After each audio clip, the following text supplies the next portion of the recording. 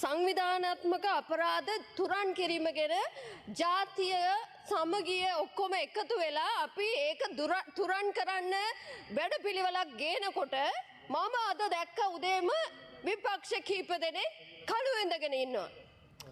වැරදි දෙයක් කරනව නම් විපක්ෂයේ විරුද්ධ පාටට නැගී සිටියා නම් කමක් නැහැ.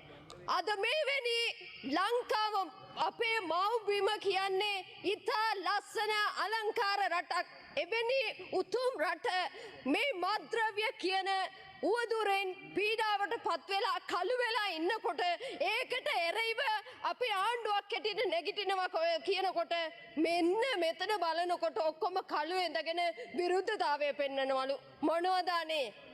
ඔබට අද කිව්වා වගේ ඒ මේ පාර්ලිමේන්තු මන්ත්‍රීතුමා දැන් කියලා නතර කරා වගේ මේක ඒගොල්ලෝගේ මේ මොනවද කියන්නේ ඒගොල්ලොට අවසානයේ තමයි ඇත්තටම හොඳම අනාවකය කියලා තමයි නතර කරේ. ඒ වගේ කිව්වා නාඩගම්ලු මේක නාඩගමක් නෙමේ මේක අපේ රටේ අනාගත පරපුර නාස්ති කරන්නේ ලොකු වියසුමක්. මේක නිකන් වීලු